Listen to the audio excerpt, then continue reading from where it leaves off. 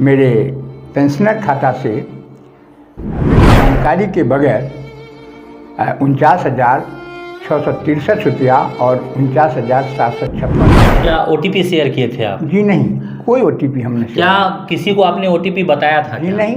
किसी को कोई जानकारी थी क्या ओटीपी? कोई जानकारी नहीं। ये 30 जुलाई 2024 जुलाई हुआ। अब कितना महीना हो गया? 7 महीना। पुलिस ने अब तक क्या कार्रवाई की? हमने बहाना तो कभी फुर्सत नहीं है, इसका बहाना कभी सवारी नहीं है। खर्चा यहाँ से जाने में लगेगा। हाँ। वो पुलिस को आप ये ये साइबर थाना को लिखा गया ये आवेदन को अभी ये बता रहे थे 6 से 7 महीना आपका 7 महीना आवेदन देने के बाद 1 लाख रुपया अकाउंट से गायब हो जाता है लगभग, और उसलिए 1 लाख का अभी तक कोई पता होता है। इस तरह से काम कर रही है समस्तीपुर में वो हम कहना चाहेंगे। नमस्कार, आप देखना शुरू कर चुके हैं समस्तीपुर नाउ। मैं हूं नवनीत कुमार। बता दूं कि एक वाकया हुआ था जिसके बारे में आप तमाम लोगों को जानकारी होगी कि एक पूर्व शिक्षक हैं जिनके खाते से लगभग 1 लाख रुपया की निकासी जो कि अवैध रूप से कर ली गई थी। शिक्षक थाना में सबसे पहले गए। थाना में उनको कहा गया कि आप साइबर थाना में जाइए। साइबर थाना में उन्होंने आवेदन दिया। बजाबते आवेदन पर एफआईआर भी हो गई, लेकिन 1 लाख रुपया जो है अभी तक रिकवरी नहीं हो पाया है। यानी वो 1 लाख रुपया लाने के लिए शिक्षक दर बदर की ठोकरें खाना पड़ रहा है। कभी उस टेबल पर तो कभी इस टेबल पर, कभी उस टेबल पर जाना पड़ रहा है, और पुलिस के कार्यशैली पर भी सवाल खड़ा हो रहे हैं। आखिर इसके पीछे की क्या वजह है, उन तमाम चीज़ों के बारे में जानेंगे। और ये पैसा कैसे गायब हो गया अकाउंट से, किस अकाउंट में चला गया, कैसे चला गया, ये सभी चीज़ों के बारे में बताएंगे। और ये भी कहेंगे कि पुलिस वाले किस तरह से कार्य कर रहे हैं, किस तरह से वो लोगों के साथ व्यवहार कर रहे हैं। इन तमाम चीज़ों को आपको जानना जरूरी है। पूर्व शिक्षक हमारे साथ हैं, इनके साथ फ्रॉड हुआ है, इनके अकाउंट से अवैध निकासी हुआ है। सबसे पहले इनका परिचय लेंगे। सर, अपना इंट्रोडक्शन दीजिएगा हमारे दर्शकों को। धन्यवाद। समस्तीपुर नाव चैनल देखने वाले दर्शकों को भी और आपको भी नवनीत जी धन्यवाद। मैं रामचंद्र महतो, सेवानिवृत्त शिक्षक, राष्ट्रीय मध्य विद्यालय दलसिंहसराय, निवास स्थान ग्राम मिसरौलिया, पोस्ट चौराटबका, थाना विभूतिपुर, जिला समस्तीपुर का अस्थायी निवासी हूँ। और दिनांक 30 जुलाई 2024 को मेरे पेंशनर खाता से अवैध तरीके से 5:54 संध्या में मेरे जानकारी के बगैर 49,663 रुपया और 49,756 रुपया की निकासी कर ली गई। क्या ओटीपी शेयर किए थे आप? जी नहीं, कोई ओटीपी हमने। क्या किसी को आपने ओटीपी बताया था? जी नहीं। किसी को कोई जानकारी थी क्या ओटीपी? कोई जानकारी नहीं। कोई जानकारी नहीं। मतलब ऑटोमेटिक आपके खाते से पैसा निकल गया? पैसा निकलने के बाद आप क्या किए? पैसा निकलने के बाद मैसेज में ही था कि यदि आपने पैसा नहीं निकाला है तो आप अपने बैंक खाता से संपर्क कीजिए, बैंक से संपर्क कीजिए।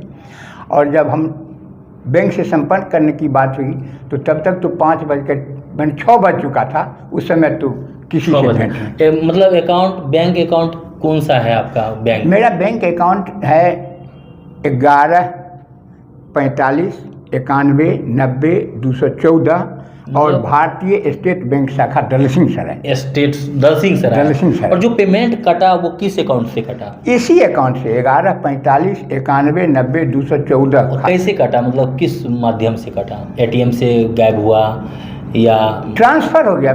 मेरे खाता से ट्रांसफ़र हो गया। और वो ट्रांसफ़र होकर के जब हमने कल होकर के बैंक शाखा मैनेजर से संपर्क किया तो उन्होंने डिटेल देखा और मुझे बतलाया कि RBL केसावय बेगूसराय बैंक में ट्रांसफ़र हो गया है। जिस खाता में ट्रांसफ़र हुआ है उस खाताधारी का खाता नंबर है 309026302197 और IFSC कोड उसका है RATN 00000520 जो बेगूसराय को दर्शाता है। कितने तारीख को कटा था आपका ये 30 जुलाई 2024 जुलाई हुआ। अब कितना महीना हो गया?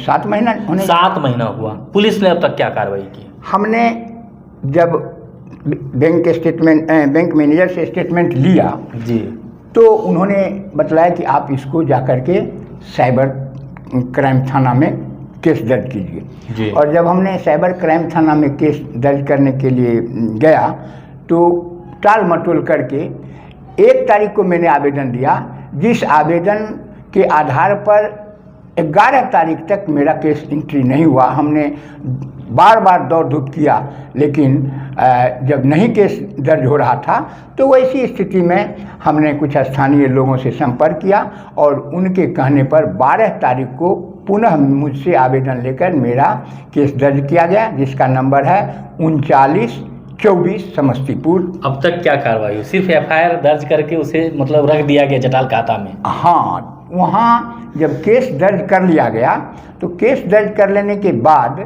वहाँ से इन्वेस्टिगेशन के लिए धर्मेंद्र कुमार जो एसआई रोसड़ा में पदस्थापित थे और विभूतिपुर थाना में रहते थे, उनको यह भार दिया गया। और काफ़ी जद्दोजहद के बाद उनके द्वारा आरबीएल बैंक बेगूसराय हम लोग जब पहुँचे तो वहाँ शाखा प्रबंधक ने उक्त खाते की जानकारी दी और उक्त खाता किसके नाम से संचालित है, वो मोहम्मद तैमूर नाम है, उसके नाम से संचालित है।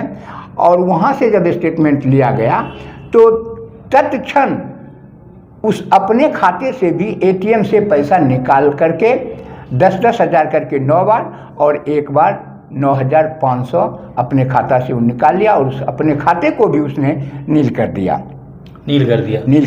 इसके बाद पुलिस आपको क्या, इस सभी प्रकरण जो हुए आपके साथ, इन तमाम चीज़ों में पुलिस आपका क्या सहयोग की? पुलिस का बहुत कुछ सहयोग नहीं हुआ। हमारे बार बार निवेदन करने के बाद इन्वेस्टिगेट करने वाले जो धर्मेंद्र कुमार थे उनको हमने अपने साथ ले जाकर बेगूसराय छानबीन करवाई तो उन्होंने बतलाया कि ये खाता अमुक आदमी के नाम से संचालित है। और हम लोगों ने जानना चाहा कि उस आदमी का निवास स्थान कहाँ है, तो शाखा प्रबंधक ने बतलाया कि हमको भी इसकी जानकारी नहीं है। हमने कहा कि जब आपको उसके निवास स्थान की जानकारी नहीं है तो किस परिस्थिति में आपने उनके खाता का संचालन किया? तो उन्होंने बतलाया कि इस चीज़ की जानकारी आपको नहीं दी जाएगी, साइबर क्राइम थाना समस्तीपुर को दे दी जाएगी। और उस दिन से पता नहीं कि साइबर क्राइम थाना समस्तीपुर को उसका पता मिला कि नहीं मिला। जब 2-3 महीना बीत गया तब फिर हमने संपर्क किया साइबर क्राइम थाना समस्तीपुर और वहाँ पदस्थापित जो पदाधिकारी हैं उन्होंने बतलाया, धर्मेंद्र बाबू को ये जवाबदेही दी कि आप इसमें सहयोग इनको कीजिए। और धर्मेंद्र बाबू से बार बार जब हमने रिक्वेस्ट किया कि सर हमारे खाता से निकासी की गई पैसे किसने निकाला है, उस पैसे के संबंध में जानकारी लीजिए, तो उन्होंने कभी परीक्षा का बहाना, तो कभी फुर्सत नहीं है इसका बहाना, कभी सवारी नहीं है उसका बहाना बना करके। और दिसंबर में जब हम उनसे कहा तो उनके साथ और भी लोग थे जिन्होंने कहा कि ये इसे वहाँ जाने के लिए पैसे खर्च होंगे, वो पैसा कौन बियर करेगा। हमने कहा कि पैसा जो खर्चा यहाँ से जाने में लगेगा, हाँ, वो पुलिस को आपको देना होगा। हमको देने के लिए कहा गया। कितना उन्होंने बतलाया कि 30 से 40 हज़ार रुपया खर्च होगा जो आपको वहन करना पड़ेगा। मैंने कहा कि ये काम सर आपका है और आपको जवाबदेही है और सरकार की ओर से जाने आने में जो व्यय होगा वो तो सरकार वहन करेगी। तब उन्होंने कहा कि कब सरकार देगी, नहीं देगी, इतना दिन हम अपना पैसा क्यों लगाएंगे। तब मैंने उनसे कहा कि यदि आपको जाने आने में खर्च होता है तो हम आपके साथ चलते हैं और जो खर्च होगा हम बियर करेंगे। दोस्तों देखिएगा, ये आवेदन है, सबसे पहला आवेदन आपको दिखा रहे हैं। ये देखिए, ये साइबर थाना को लिखा गया ये आवेदन है। आवेदन को अभी ये बता रहे थे 6 से 7 महीना आपका कंप्लीट हो गया। कंप्लीट 7 महीना आवेदन देने के बाद 1 लाख रुपया अकाउंट से गायब हो जाता है लगभग, और उसलिए 1 लाख का अभी तक कोई पता होता नहीं है। पुलिस किस तरह से काम कर रही है समस्तीपुर में वो आप देख सकते हैं। यानी साइबर थाना का मामला है जिसमें कि 1 लाख लगभग रुपया जो है निकासी कर ली जाती है विदाउट ओटीपी और कोई भी जानकारी दिए हुए। ना तो इन्होंने कोई ओटीपी दिया है, ना इन्होंने कोई ऐसा कुछ शेयर किया जिससे इनको जो है वो पैसा कट सकता है। लेकिन थाना और जो साइबर थाना है और पुलिस किस तरह से इसमें इन्वॉल्वमेंट है वो आप देख सकते हैं। यानी यही समस्तीपुर की पुलिस है जो दावे करती है कि मोबाइल जब आपका खो जाएगा तो मोबाइल आपको वापस दे देंगे। विनय तिवारी के समय में इसका कुछ देखने को मिलता था। मोटरसाइकिल जो बरामद होती थी वो भी डिस्ट्रीब्यूशन होता था। वो सारा चीज अभी चौपट हो गया है, अभी तो फिलहाल हमने नहीं देखा है। लेकिन अभी फिलहाल देख सकते हैं 1 लाख रुपया इनका, यानी किस तरह से लोग एक एक पैसा जोड़कर एक एक पैसा बचत करके सैलरी में से काट काट कर अकाउंट में जमा करते हैं और एक ही दिन में वो गायब हो जाता है। फिलहाल ये 1 लाख का ही मामला है, लेकिन अगर ज्यादा का मामला होता या 2 रुपया ही हो, चाहे कोई भी रुपया हो, ग्राहक का कटा तो, लेकिन उस पर कोई कार्रवाई नहीं है। यह आवेदन साइबर थाने में दिया गया है, ये पुलिस अधीक्षक महोदय को भी दिया गया है। आश्चर्य की बात है, पुलिस अधीक्षक महोदय भी इस पर कोई संज्ञान वगैरह नहीं लिए, कोई पदाधिकारी वगैरह को नहीं कहे। अब क्या कहे ये बताएंगे, क्या बोले सर। इस घटना की जानकारी प्रखंड कार्यालय पर जब हमारे जिला के जिला समाहर्ता महोदय आए थे उस समय भी मैंने लिखित जानकारी दी और समाहर्ता महोदय के स्तर से भी किसी तरह का कोई कार्रवाई नहीं मिला। मुझे असंतोष लग रहा है कि मैं जो ये पैसा जो था वो बचत खाते का नहीं था, ये पैसा ऋण स्वरूप मैंने पेंशन से ऋण लेकर अपने पुत्री की शादी के लिए रखा था, जिसमें से पैसा निकाल लिया गया और आज तक मुझे न तो पैसा वापस मिला है न किसी तरह का कोई संज्ञान मैंने सही रास्ता बतलाया जा रहा है। भरोसा हम लोगों का टूट रहा है। मतलब पुलिस पे भरोसा नहीं, भरोसा टूट रहा है। पुलिस पर से भरोसा लग रहा है कि हम लोगों को निराश हाथ लगेगी, क्या क्या लगेगी। हम तो आशा करेंगे कि पुलिस हमारे इस पैसे को ऊपर करने में सहयोग करे जहाँ तक हो सके। पुलिस अधीक्षक सर को क्या कहना चाहेंगे आप? पुलिस अधीक्षक महोदय से हम कहना चाहेंगे कि आप जिला के मालिक हैं, आप चाहेंगे तो अपने अधीनस्थ कर्मचारियों पदाधिकारियों को इस काम में प्रतिनियुक्त करके और इसको जितना जल्द से जल्द हो सके इसका उद्भेदन करके और जो दोषी लोग हैं उसको उससे पैसा रिकवरी करने का काम करेंगे। रिकवरी करना, पुलिस 7 महीने में रिकवरी नहीं कर पाई आपको, अभी आप संदेश दे रहे हैं मोबाइल के माध्यम से।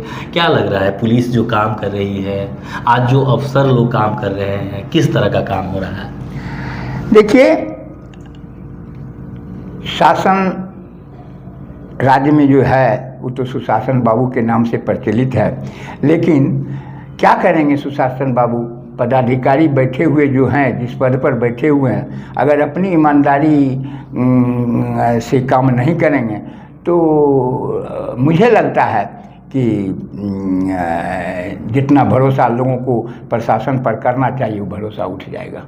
देखिए, अब भरोसा जो है लोगों को उठता जा रहा है क्योंकि पुलिस जो है वो कार्य में नाकाम होती जा रही है। लोग विश्वास तभी करेंगे जब लोगों के विश्वास पर आप खरा उतरेंगे, क्योंकि अगर मान लीजिए इनका पेमेंट चला गया, अगर पेमेंट नहीं आ रहा है तो उसको रिकवर करना, उसी समय होल्ड लगाना था और जो भी व्यक्ति के नाम से अकाउंट था उसको सीज करके इनको पुनः वापस पैसा दिलवाना चाहिए था। लेकिन फिलहाल ऐसा कुछ भी नहीं दिखाया गया है और कहीं ना कहीं पुलिस के तरफ से जो है ढीलापन यहाँ पे देखने को मिल रहा है। मैं आपको बता दूं कि डीएम साहब जो है कार्य में, मतलब कोई भी कार्य कुशलता हो या कार्य में कोई लापरवाही वगैरह होता है तो उसमें निलंबित कर दिया जाता है, उनको सेवा से मुक्त कर दिया जाता है। लेकिन आपने पुलिस में ऐसा नहीं देखा होगा कि इन्होंने सेवा से मुक्त कर दिया गया हो, निलंबित कर दिया गया हो, बर्खास्त कर दिया गया ऐसे मामलों में जो लापरवाही बरते। हाँ, कोई सबूत वगैरह आता है तो उसमें देखते होंगे कि उसमें लापरवाही बरती गई तो उसके लिए कर दिया जाता है, लेकिन इस तरह से कार्य में बार बार कार्य में नहीं लाना, मतलब वरीय पदाधिकारी को आखिर क्या कह के मना लिया जाता है, ये तो बात समझ में से परे है। लेकिन फिलहाल इन्होंने पुलिस अधीक्षक महोदय से आग्रह किया है कि इनका जो पेमेंट है वो रिकवरी कर दिया जाए। केस नंबर एक बार बता दीजिएगा, केस नंबर क्या था आपका? केस नंबर 24/24 था, जो समस्तीपुर साइबर क्राइम थाने का है। थाने का है। अभी फिलहाल उसको कौन देख रहा है? अभी फिलहाल इसके आईओ जो थे वो धर्मेंद्र कुमार थे, उनका यहाँ से स्थानांतरण हो गया और तत्पश्चात जो इस विभाग के पदाधिकारी थे आशीष राज जी, उन्होंने धनंजय कुमार को प्रतिनियुक्त किया है और धनंजय कुमार जी के अंदर ही ये अभी केस है और कुछ नहीं हो रहा है। कुछ नहीं हो रहा है। आशीष जी से हो रही है।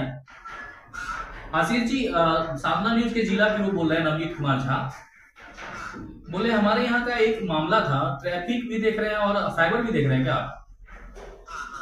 साइबर में जो है एक रजिस्टर किया गया था केस के समय 39/24 था। रामचंद्र महतो है विभूतिपुर के, 7 महीना हो गया, 1 लाख रुपया का ट्रांजैक्शन हुआ था उनका। अभी तक फिलहाल कुछ जानकारी नहीं हुई, ना अकाउंट होल्ड किया गया उनका, रिकवर भी नहीं हो पाया है अभी तक।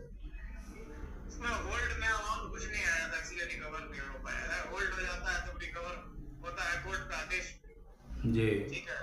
और उनका जो अकाउंट में वो रुपया दिए हैं वो अकाउंट जो है फर्जी निकल गया था, तो फर्जी आदमी के नाम पे था अकाउंट, कुछ खास उस समय तक हुआ नहीं।